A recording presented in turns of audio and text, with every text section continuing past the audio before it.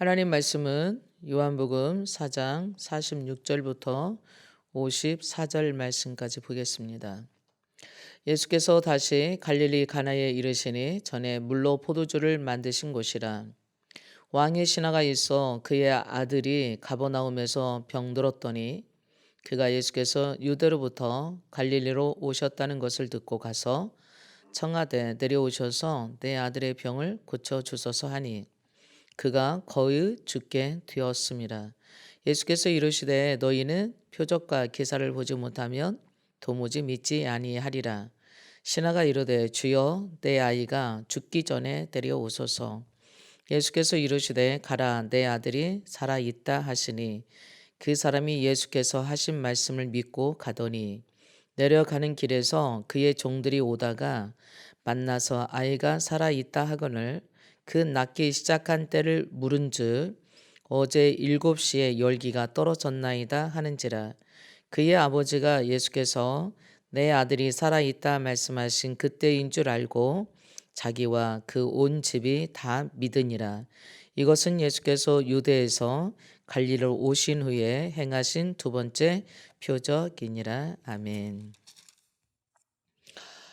예수님은 이제 사마리아를 떠나서 갈릴리로 가셨습니다. 근데 예수님이 갈릴리로 가시면서 예수님이 자랐던 예수님의 고향인 나사렛으로 가신 게 아니라 가나 지방으로 마을로 가셨습니다. 그 가나 마을은 예수님께서 그 세례 받으시고 그리고 제자들과 함께 그의 부모와 그 혼례식이 있었는데 초대받았던 곳입니다. 그리고 그곳에서 결혼식에 포도주가 떨어진 것을 그의 육신의 어머니 마리아가 알고 화인들을 통하여서 물이 포도주로 되게 만들었던 최초의 표적이 일어났던 곳입니다.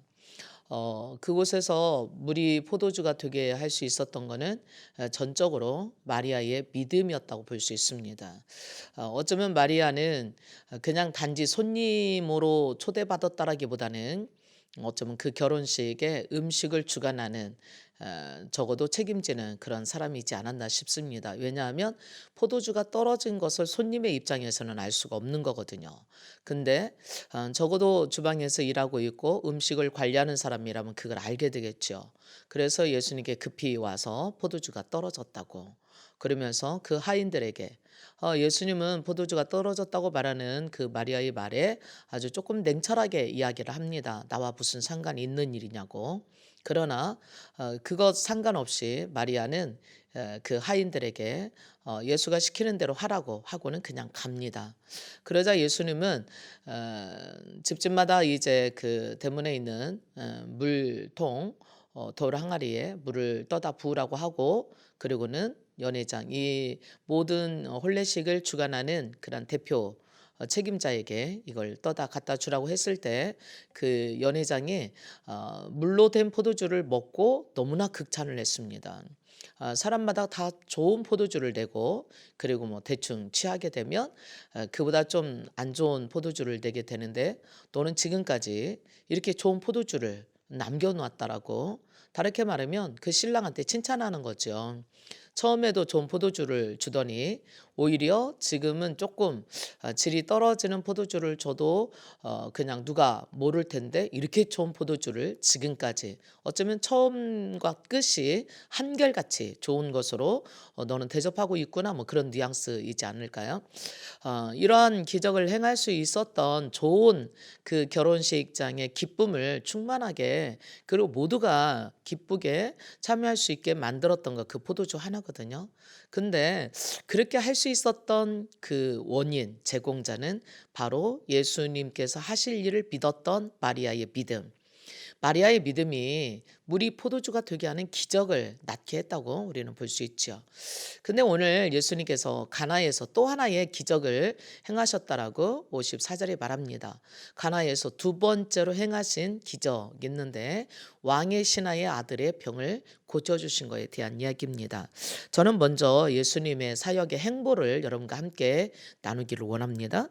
유대에서 예수님께서 사마리아를 거쳐서 그리고 갈릴리로 가실 때 갈릴리 지방 중에서도 예수님은 왜 자기 고향을 들르지 먼저 가지 않고 가나로 가셨던가? 저는 이렇게 생각해요. 첫 번째는 예수님의 제자들이 예수님을 3년 동안 따라다니면서 열심히 배웠죠. 더군다나 초창기 때는 그렇게 예수님을 썩 믿었던 것 같지가 않습니다. 아직도 의심하는 사람들도 있고, 심지어 예수님이 부활하셨을 때에 부활하셨다고 하는 것을 다른 사람들로부터 듣고도 도마는 예수님을 믿지 못했어요. 나는 내 손으로 만져보고 내 눈으로 확인하지 않으면 나는 믿지 않겠다라고, 믿을 수가 없다라고 그렇게 말했던 거지요. 그러자 예수님께서 도마가 없을 때 오셨다가 다시 도마가 있을 때 예수님이 오셔가지고, 도마야 너는 본고로 믿느냐, 보지 않고 믿는 자가 더 복되다고 말씀하시면서 예수님의 말씀으로만으로도 충분히 우리에게 기적을 낳을 수 있는 그러한 근원이 될 수 있는 것을 말씀해 주고 계십니다. 오늘 예수님께서는 갈릴리 나사렛에 왜 가지 않았을까라는 생각을 또 하나 해봅니다. 네, 이처럼 예수님께서는 가나에서 예수님의 표적으로 드디어 예수님의 제자들이 예수님을 믿게 되는 계기가 되었어요. 이제 두 번째 표적으로는 어쩌면 이방인들도 예수를 믿게 되는 그런 계기를 마련해 주는 것을 봅니다. 근데 예수님께서는 예수님이 고향에서 선지자들이 환영을 받지 못한다는 말씀을 하셨어요.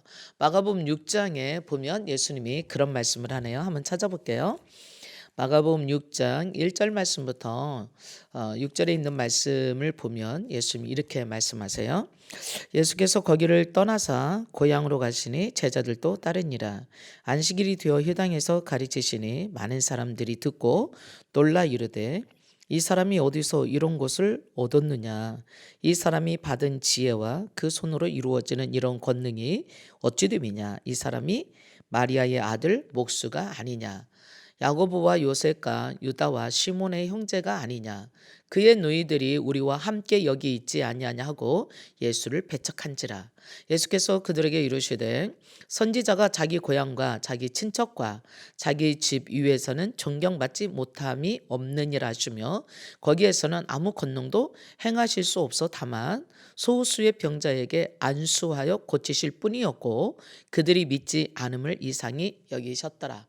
한마디로 예수님께서는 나사렛의 자기 고향의 사람들이 믿지 아니함으로 더 이상 기적도 행할 수 없었다라고 말씀하고 계십니다. 예수님은 복음서에서 종종 예수님을 만나는 많은 사람들에게 이렇게 말합니다. 네 믿음대로 될지어다라는 말씀들을 많이 하지요. 자, 갈릴리 사람들 반면에 갈릴리 가나 사람들은요 예수님을 막 환영했어요. 그리고 갈릴리 지역의 사람들도 예수님이 오셨다는 말을 듣고 막 환영했습니다. 그렇다면 이렇게 그들이 환영할 수 있었던 이유는 뭘까요? 예수님께 대한 선입견이 없었다는 얘기예요. 자, 그러면 나사렛의 사람들은 왜 예수님 똑같이 명절에 예루살렘에 가서 예수님이 행하신 표적도 예수님의 말씀도 들었단 말이에요. 근데도 불구하고 나사렛의 사람들은 예수님께서 행하신 것을 그냥 놀랍게 여겼어요. 어디서 저런 거 배웠지? 언제 저렇게 언제 저렇게 유능해진 거야? 똑똑해진 거야? 뭐 이런 뉘앙스죠. 원래 쟤는 목수 아들이야. 지금 저의 동생들이 우리 친구거든. 아니면 저의 어머니 뭐 우리 이제 옆집 사는 사람이야. 뭐 이런 정도입니다. 그의 야고보, 요셉, 유다, 또 시몬. 그 형제 아니냐? 우리 친구들인데 그의 누이들이 우리와 함께 여기 있잖아. 이렇게. 그리고 예수님을 배척했더라, 받아들이지 않았더라라고 얘기합니다. 되게 선입견은요 두 가지가 있어요. 하나는 선입견은 그 사람에 대한 좋은 인상으로 환영해 줄 수도 있습니다. 근데 그 사람에 대한 좋지 않은 인상으로 인하여서 지금 그 사람이 가지고 있는 것과는 전혀 상관없이 과거적인 생각으로 인하여서 그의 판단을 흐려지게 할 수 있다는 얘기예요. 바로 예수님께서는 예수님이 자랐던 그 고향에서 예수님에 대해서 너무너무 잘한다고 생각하고 있어요. 그러나 예수님이 진짜 누군지를 저들은 정확하게 파악을 못했다고 우리는 볼 수가 있는 거지요. 대개 사람들의 시각은요. 지금 현재나 그리고 앞으로 되어질 일에 대한 보이지 않는 그러한 것들에 초점을 맞춰져 있기보다는 내가 지금 알고 있는 거, 어떻게 보면 과거에 경험했던 것들 거기에 초점이 맞춰져 있어서 지금 달라진 모습이 있음에도 불구하고 그것과는 상관없이 좀 판단을 흐리게 할 수 있는 정확하게 하지 못하는 그런 경향들이 있습니다. 또 자기 자신에게도 마찬가지예요. 과거에 실패한 경험이 많은 사람들은 어떤 일을 추진해야 되고 선택하고 결정해야 될 때 나는 못해 이렇게 금방 뒤로 물러서는 경우가 있어요. 그러나 어떤 일을 만나든지 간에 내가 과거에 상처가 있든 실패가 있든 상관없이 일단 내가 그래 한번 해보지 라고 예스라는 얘기를 하게 되면 그때부터는 기회가 주어지는 거예요. 왜냐하면 난 지난번까지는 못했지만 그래도 뭐 한번 또 해보지. 또 물론 실패할 수도 있어요. 그러나 실패 않을 수도 있는 거죠. 그렇기 때문에 우리가 어떤 선입견, 과거에 대한 상처, 과거에 대한 경험보다도 지금 내가 이것을 하기로 선택하느냐 선택하지 않느냐는 굉장히 우리한테 기회라고 하는 것을 얻을 수도 있고 얻지 못할 수도 있다는 사실입니다. 대개는 바닷가에 서서 밀려오는 파도를 보면서 두 가지 반응을 할 수 있어요. 근데 뭐 잔잔한 파도라면 모르겠지만 그냥 정말 2, 3미터 되는 굉장히 조금 더 큰 파도가 밀려온다라면 저 파도에 덮치면 내가 죽을 수도 있겠다라고 하는 사람이 있는가 하면 저 파도를 타게 된다면 정말 높게 올라가겠다 뭐 이런 생각을 할 수 있는 사람도 있을 겁니다. 마찬가지로 우리가 어떤 어려움을 당하게 되면요 우리 삶 가운데서 쉽게 낙담해 버리는 사람이 있어요. 난 저건 못해. 그런 방면에 그런 내가 지금까지도 한 번도 겪어보지 않았던 지금까지 겪었던 어려움보다 더 큰 어려움이 있을 때에 우리는 이렇게 생각해 볼 수도 있어요. 내가 한번 도전해 보지. 뭐 그거 한번 맞서서 싸워 보지. 라고 하는 사람에게는 오히려 기회가 주어질 수도 있습니다. 실패할지라도 실패한 경험이라도 갖게 되는 거예요. 왜 실패했는가? 그렇다면 어떻게 해야 되겠는가? 그런 얘기 있잖아요. 실패는 성공의 어머니라고. 어쩌면 이 이야기는 항상 실패하게 된다면 성공할 수 없어요. 그렇지만 내가 실패한 것에 대해서 뒤돌아보고 반성하고 그리고 다시 점검하고 다시 자기를 실력을 쌓고 훈련하고 연단한다면 반드시 그거는 성공할 수 있는 확률이 더 많아지는 것입니다. 그래서 실패했을 때 우리는 이 실패에 대해서 어떻게 받아들이느냐 하는 태도 굉장히 중요한 거예요. 실패를 받아들이는 것, 어떻게 받아들이느냐에 따라서 성공의 관건이 될 수 있기 때문에 그럴 수도 있는 거죠. 자, 실패를 끝이라고 생각하는 사람은 실패로 끝나는 거예요. 그러나 실패는 단지 성공을 향해서 가는 과정이야라고 생각한다면 또 다른 과정으로 옮겨가는 거예요. 그렇기 때문에 실패는 반드시 또 다른 내 과정을 학습해 주는 과정이 되는 것이죠. 대개는요. 크게 성공한 사람들은 한 7번 정도 되게 실패한 경험이 있다라는 그러한 이야기를 들었네요. 살면서 어려움이 있다는 얘기는 다르게 말하면 큰 성공을 위한 도전이다 이렇게 생각한다면 그 실패를 받아들이기가 참 쉬울 거예요. 그래서 우리는 뭐 어떻게 선택하느냐예요. 지금 내 앞에 있는 파도가 무엇인가? 나의 인생의 도전이 어떤 건가? 상당히 많은 사람들이 우리 앞에 인생의 도전을 만납니다. 그게 경제적인 것이 될 수도 있고 또 학업이 될 수도 있고 건강이 될 수도 있고 인간관계가 될 수 있고 취직이 될 수도 있고 결혼이 될 수도 있습니다. 이렇게 이런 어려운 것들 마치 그러한 도전장처럼 내게 다가오는 파도와 같은 이것을 내가 어떻게 받아들이느냐는 굉장히 중요해요. 절대로 파도는 우리를 덮쳐버리기에만 하지는 않습니다. 오히려 파도는 나를 덮쳐버리지 말도록 내가 선택해야 돼요. 그 얘기는 파도는 나를 더 높이 올라갈 수 있게 하는 그러한 과정이다. 그러한 다리다라고 생각하고 그것을 타보는 것입니다. 한번 해보는 거예요. 한 번도 해보지 않았지만 한번 해보고 도전해보고 고민해보고 다시 한번 노력해보는 거죠. 그런 의미로 우리 인생의 사람들의 미래는 열려있는 것입니다. 수많은 기회들이 우리를 새롭게 찾아옵니다. 그래서 새로운 것들로 가득 차 있는 거예요. 미래라고 하는 거죠. 왜? 살아보지 않았잖아요. 그렇기 때문에 우리는 내가 가지고 있는 미래에 대해서 일단 긍정적인 기대를 갖는 겁니다. 나도 잘할 수 있어. 해보지. 나도 할 수 있어. 이런 기대. 우리가 성경에 내게 능력 주시는 자에서 모든 것을 할 수 있다고 하시는 말씀이 있습니다. 맞습니다. 너는 할 수 있다는 얘기예요. 또한 예수님께서 변화산에 올라가서 내려오셨을 때에 벙어리 들고 귀신 든 아들을 데려온 아버지가 있었어요. 근데 제자들이 밤새도록 못 고쳤거든요. 근데 예수님께서 이런 말씀을 하셨어요. 할 수 있거든이 무슨 말이냐? 믿는 자에게 능히 하지 못할 것이 없어라고 얘기하니까 그의 아버지가 나의 믿음 없음을 도와주세요라고 얘기해요. 그리고는 예수님께서 그를 고치시거든요. 그때 제자들이 나중에 조용하게 자기들만 있었을 때 예수님께 묻습니다. 예수님, 우리는 왜 안 된 거죠? 어떻게 하면 가능할 수 있어요? 라고 말할 때 예수님께서는 믿음에 대한 얘기를 말씀하세요. 이 믿음은 그러면 어떻게 해서 우리에게 할 수 있게 하느냐? 우리 자신들에게 어떤 한계에 부딪히게 되면요, 믿는 거라기보다는 두려움이 앞서게 됩니다. 불안함이 앞서게 돼요. 그래서 포기하거나 낙심하기가 쉬워요. 그러나 우리에게 능력 주시는 예수 그리스도를 생각하게 된다면 해볼만 하다는 얘기입니다. 그 얘기는 내 능력으로 하는 게 아니라 하나님께서 주시는 능력, 하나님께서 주시는 힘, 지혜로 할 수 있다는 얘기예요. 그렇기 때문에 능력 주시는 그리스도 안에서 하지 못할 일이 없다고 말씀하세요. 그렇다면 우리가 예수님을 힘입어서 하나님의 말씀을 의지해서 해보는 것입니다. 하나님, 능력 주세요, 나한테. 이거 할 수 있도록. 그리고 나 자신을 내려놓고 또 용기를 내서 나아갈 때 지속적으로 하나님이 함께 하실 거라고 하는 것을 믿고, 그리고 자신감을 갖고 나도 할 수 있다라는 자신감을 가지고 해보는 겁니다. 한 번 해서 안 되면 2번 해보고 3번 해보고 8번, 10번, 20번 될 때까지 해보는 거예요. 그래서 진정한 승리자는, 진정한 성공한 사람은 누구냐면 실패하는 사람이 아니라 실패를 포기하지 않는 사람이 성공한다고 말하고 있습니다. 할 때까지 하는 겁니다.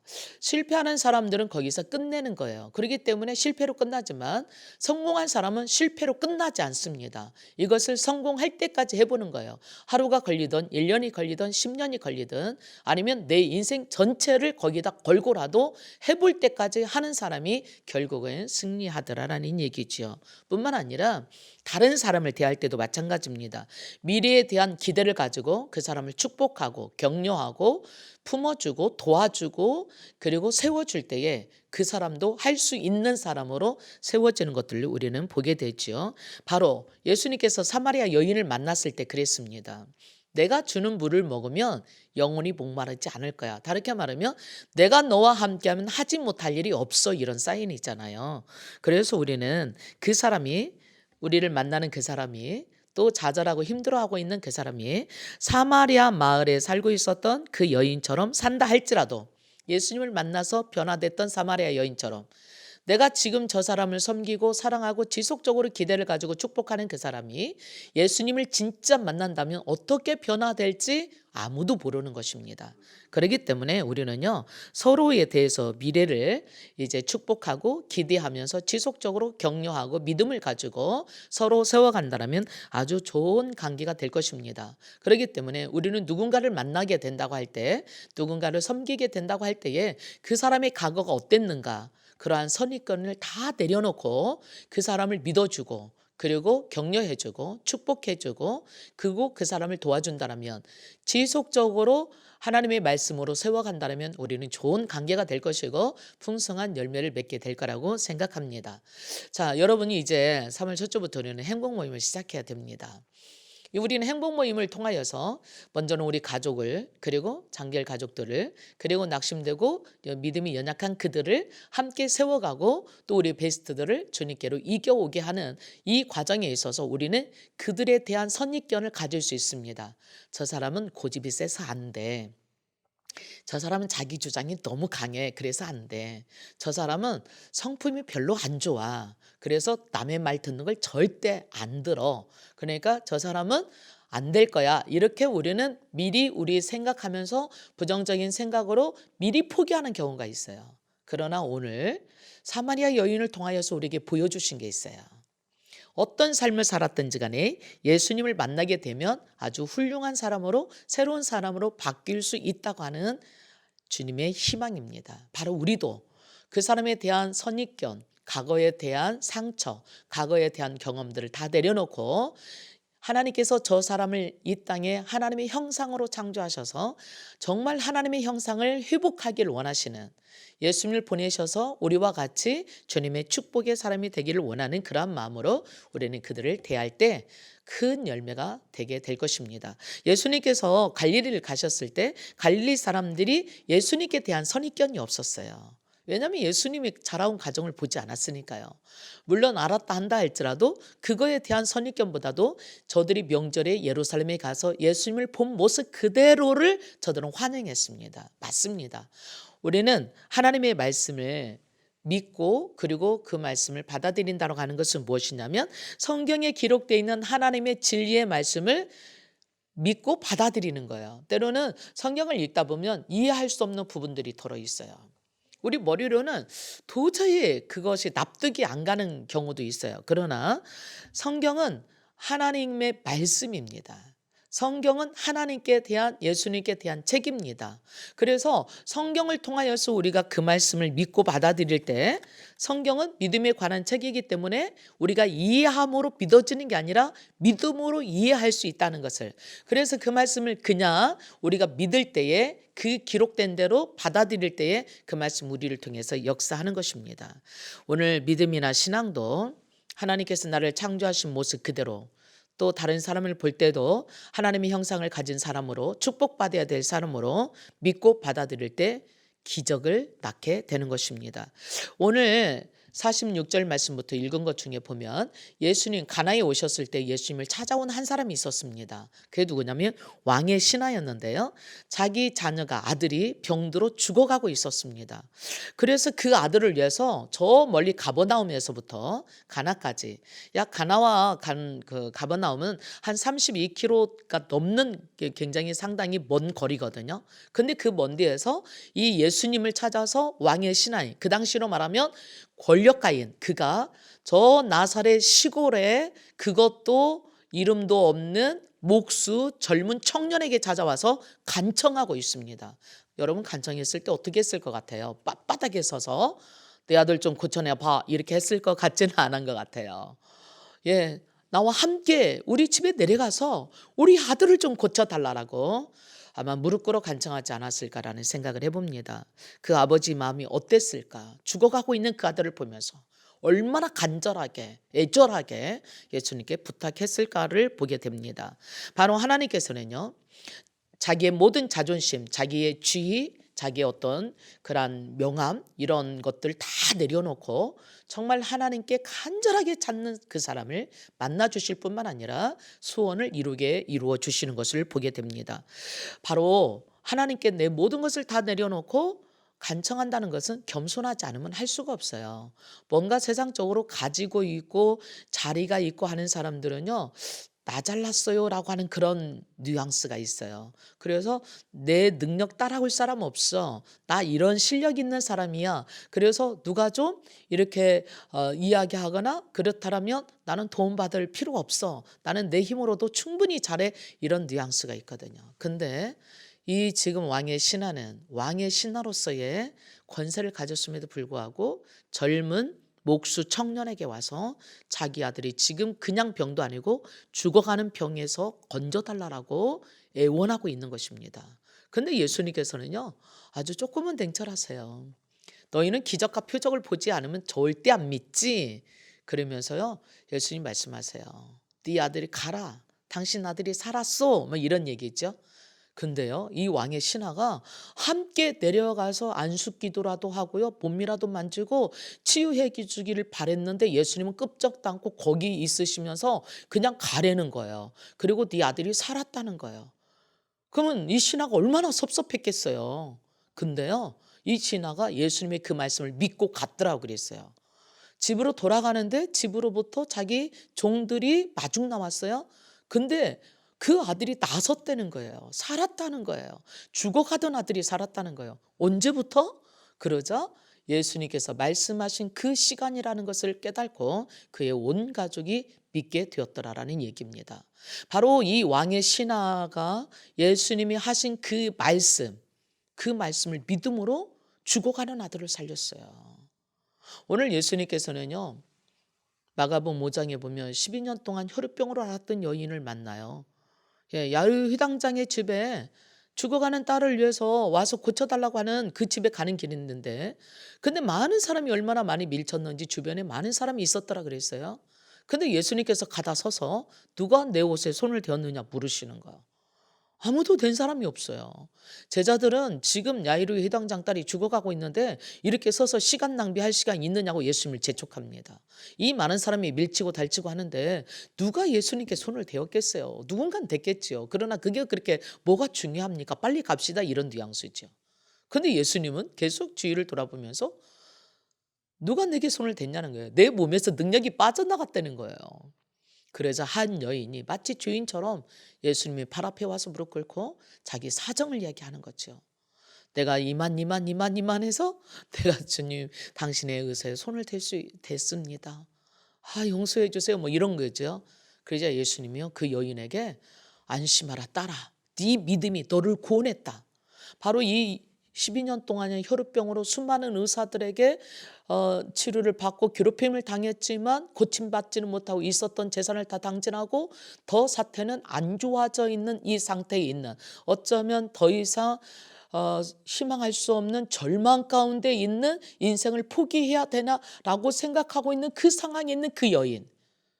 근데 그 여인이 예수님의 소문을 듣고 예수님의 옷자락에 손만 대어도 낫을 것 같다라고 하는 그 믿음 하나로 예수님의 옷을 손댔는데, 누구도 알게 한 것도 아니에요. 소문낸 것도 아니에요. 혈우병이기 때문에 다른 사람과 접촉하게 되면 부정하기 때문에 손댈 수도 없죠. 대중 앞에 나올 수도 없는 거죠.